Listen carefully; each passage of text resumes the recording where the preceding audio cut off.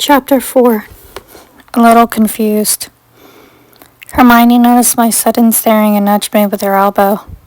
"Oh, sorry," I said as I rubbed my side. While eating, Ron suddenly bursts out a couple minutes later. "Oh, bloody hell." Harry asked as he was gulping down his food and glancing at him. "What is it?"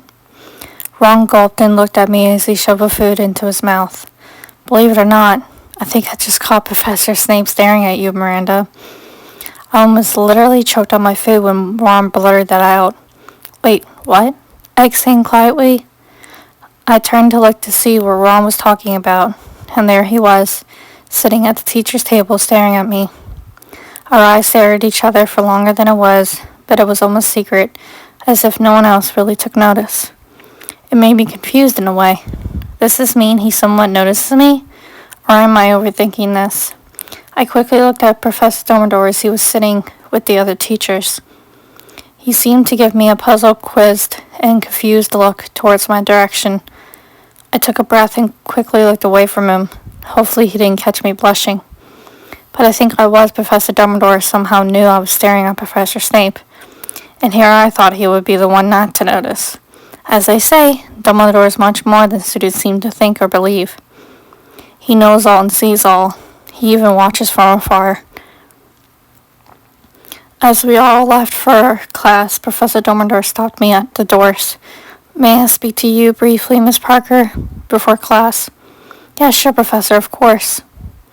I was a little nervous about what he wanted to speak to me about, but we started to walk around the hallways. I wonder if it's about him catching me looking at Professor Snape and blushing. I asked, "Why did you want to speak with me, Professor, if you don't mind me asking?"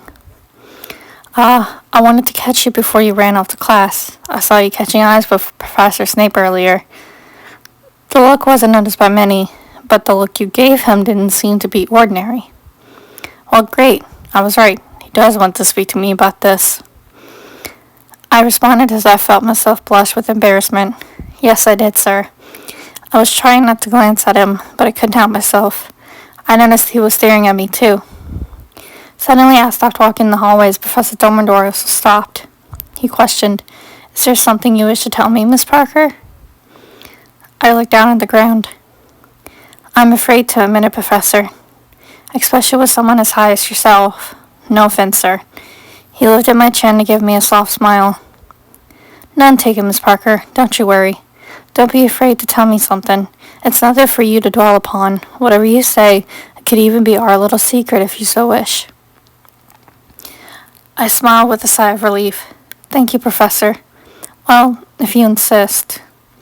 Since the beginning of last year, I've developed a crush on Professor Snape, and I know it's inappropriate to feel a certain way about my teacher, but I can't help it. I still have this crush, but I'm unsure of how deep my feelings are for him. I tried asking for advice for some of my friends and even Hagrid, but it still made me very unsure and anxious. Although it's starting to become obvious to them, I'm afraid it is also to others. As soon as I looked at you earlier at the table, I could sense that something was bothering you, and that's why I asked to talk to you. I care for my students, and like Harry, I try my best to be there for those who really need someone. He stopped, turned to me, and looked into my eyes. "I knew you liked Professor Snape, Miss Parker, just by how you acted around him last year. I also noticed he'll sometimes take a glance at you as well." I smiled and also at how Snape might admire me more than a student. After all, until now, he probably thought of me as another smart student and best friends with Harry, Ron, and Hermione. Professor Dumbledore continued as I looked at him. "No matter how inappropriate this may seem, no one can deny the feelings of love when it comes to growing up with someone.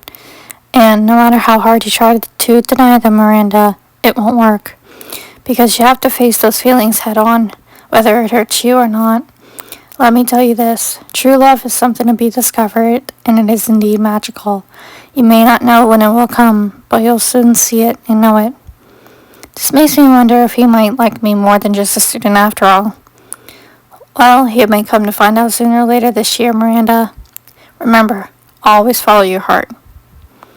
He smiled lightly as I felt Hermione come up to me and pull my arm since we will be late for class. Professor Dumbledore chuckled as he looked at me to watch us walk away safely. A few hours later. Harry, Ron, Hermione, and I were walking to go outside when we noticed that Professor Snape was coming in our direction. Sometimes my mind wonders if he's my soulmate or something like that, but I guess only time will tell, as the saying goes. Ron stated teasingly, "Hey Miranda, here comes your future husband."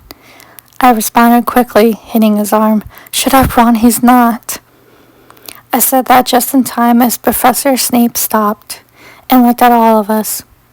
I hope to God he doesn't notice my cheeks slowly turning bright red now like a cherry from Ron's playful comment to me. Most of all, I really hope that he didn't hear any of the previous conversation. I can only imagine what smart or comic remark he would respond with if he really did hear that.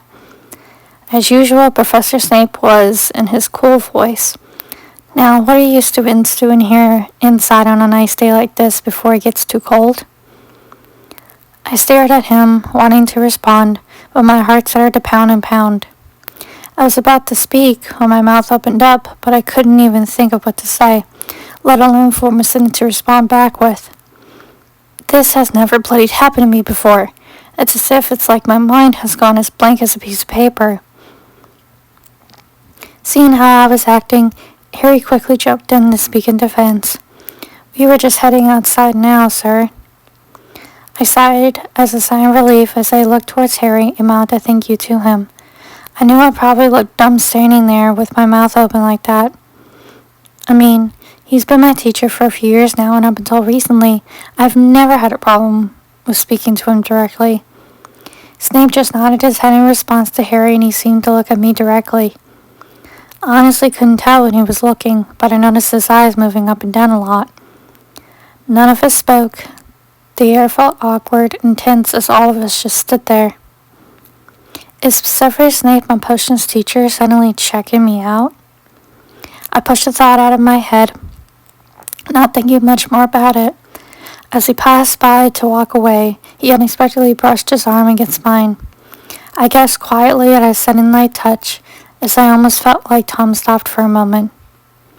Then he stopped and leaned in my ear to whisper, My, Miranda Parker, you look really exquisite today." I looked at him, completely speechless, with embarrassment flowing through me as he flashed me a quick smirk and a tiny wink. I felt myself blushing immediately as I knew he had noticed this. He then chuckled and fully walked away from us.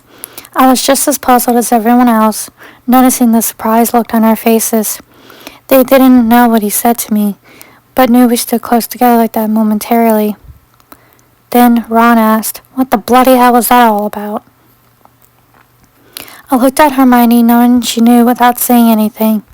"I'll tell you later on, Ron." She got no response, as Hermione probably knew what Snape could have said to make me act like this. Fred and George, Ron's twin brothers, grabbed Ron and dragged him away by his arm, saying, "Guys, come on, let me go." Harry looked at me, half laughing, as I asked, "What's so funny, Harry?" "Sorry, Miranda, it's just you're still blushing. Mind telling me what Professor Snape said to make you act like this?" "He said I looked really exquisite today, that's all. I just wasn't expecting it, and he knew exactly how this comment made me reach, too." He watched me closely. Harry nodded his head as he started to laugh more because I was blushing. I playfully hit him in the chest. "It's not funny, Harry. Stop it and quit teasing." Hermione just stood there laughing at me, hitting Harry, and Harry teasing me. After we were outside, Harry told Ron everything so he would know and not be out of the loop. Later that evening, all of us gathered because the older students had started putting their names into the flame of the goblet. I watched a second degree place his name in the goblet and smiled as I smiled, a way of cheering him on. We haven't talked much, Sagrid and I, other than that morning and day of the Quidditch World Cup, but I would like to become friends with him. He saw me smiling this way as he nodded his head and smiled back at me. I mean, we talked some that day, but not too much. I sat near Hermione as she had a book in her hand since she had been reading. Then Fred and George came in near the goblet, holding something in their hands and prancing around happily. Maybe it's an aging potion they tried to create to put their names in for the tournament. I smirked as Hermione said, "It's not going to work." I watched as Fred and George walked over and sat near Hermione.